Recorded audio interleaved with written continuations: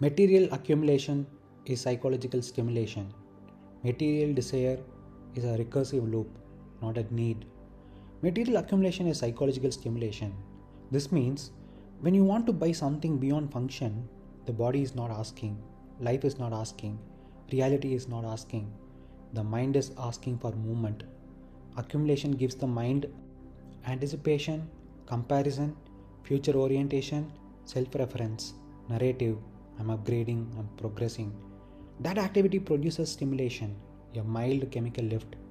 The stimulation does not come from the object, it comes from imagining having it, talking about it, comparing before after, picturing how you'll feel.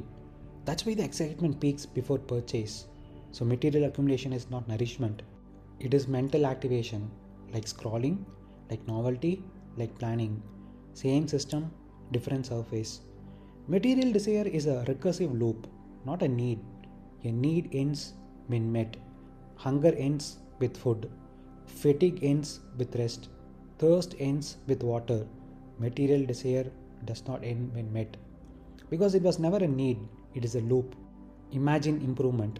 Feel tension plus anticipation. Obtain brief relief. Normalization. New image forms. Then the cycle repeats. The mind uses the relief of completion to justify the next pursuit. So the output becomes the input. That is recursion.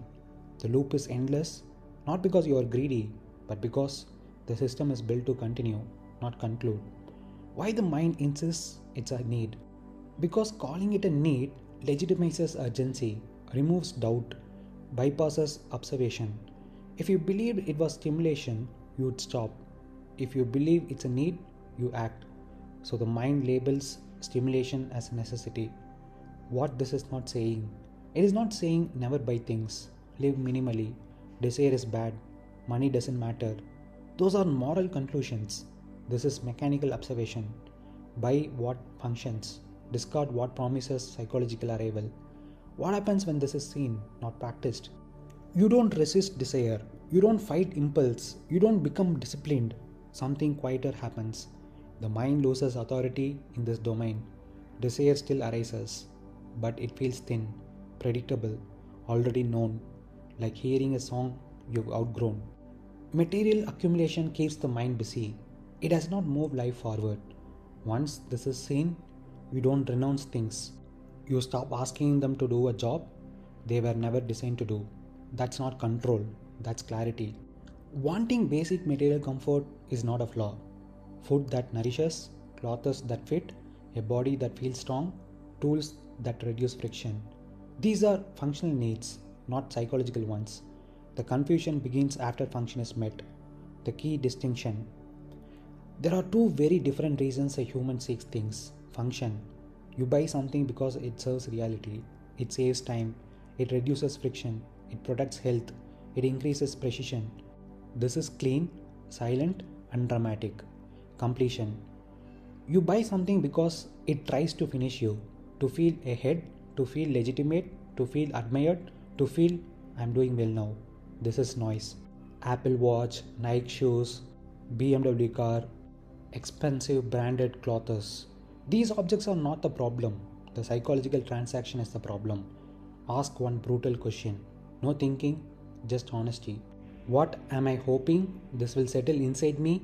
If the answer is confidence, reassurance, arrival, worth, identity, proof, then the object is being used as a sedative, and sedatives always wear off. Why things never fulfill? The real reason.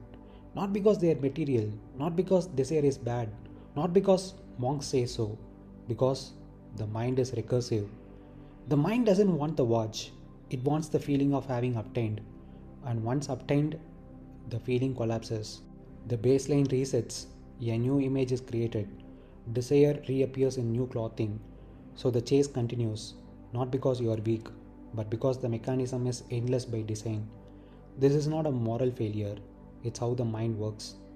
Things do not add to a whole person, they decorate an incomplete one. A person in contact with their work, body, and reality buys things lightly, enjoys them briefly, forgets them easily. A person disconnected from depth obsesses, compares, imagines future states, carries things psychologically. Same object, completely different relationship.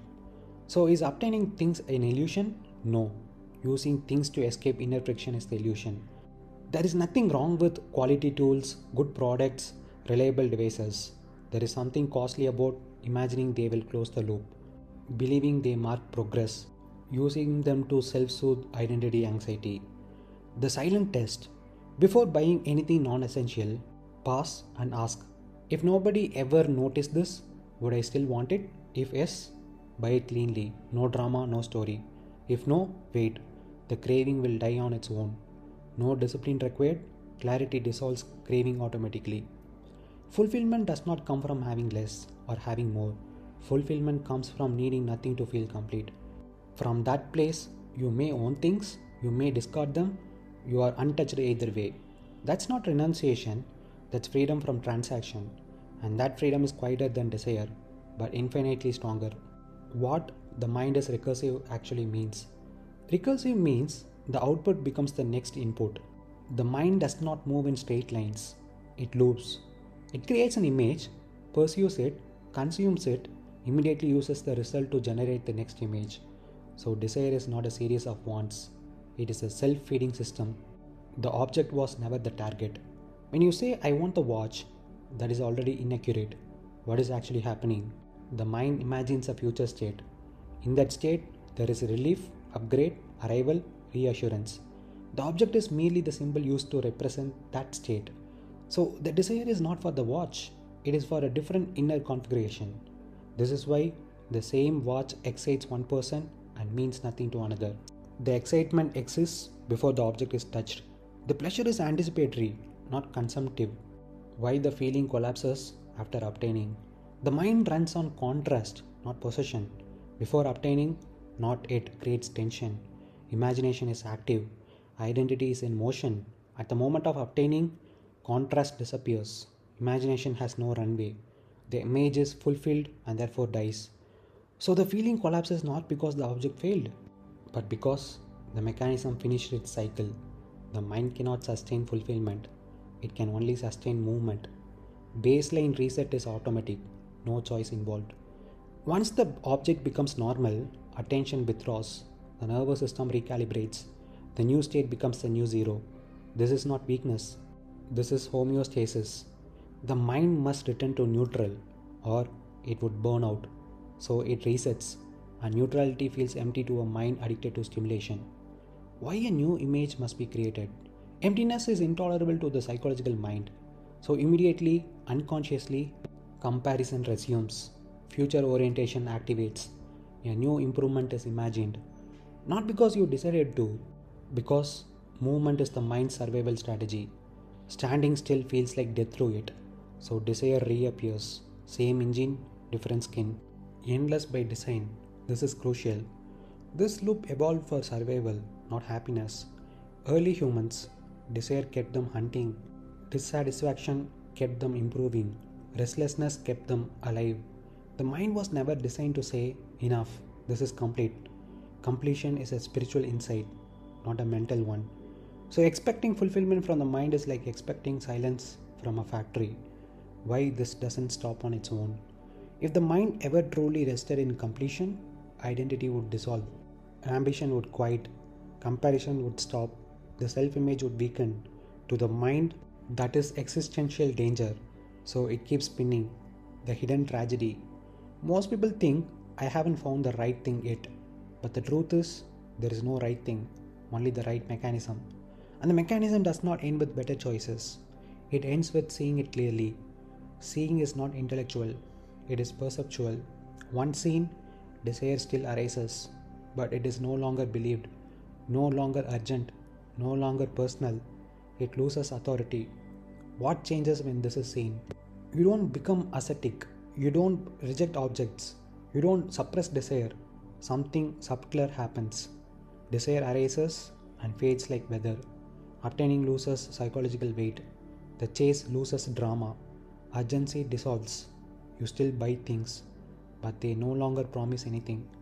The mind does not want satisfaction, it wants continuity. And once you see that, you stop asking objects to do a job they were never designed to do. So, material accumulation does not satisfy anything essential. It activates the mind. The stimulation feels like progress, but nothing has actually moved. Because material desire is not a need, it does not end when met. It resets, normalizes, and reappears as a new image. The loop continues not due to weakness, but because the mind is designed to seek continuity, not completion. Seeing this does not require renunciation, it removes belief. And without belief, material desire loses authority on its own.